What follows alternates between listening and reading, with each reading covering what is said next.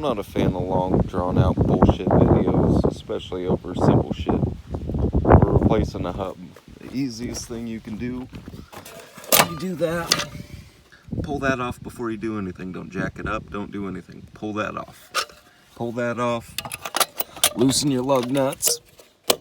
Jack it up, take your tire off. 2 caliper bolts. 1, 2. Pull your caliper off, pull, rotor comes off. 3 bolts behind there. I only left 1. I'll show you real quick. 1, 2, 3. I took most of them out. I thought I'd back this out a little more.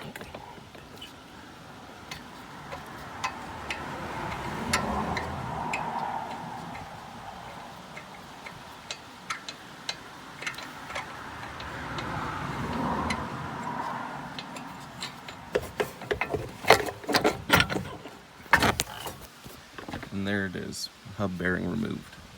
Little Allen wrench, pull off your ABS sensor, reroute it. You can take your backing plate off if that's what you want to do. But quick and easy, there it is.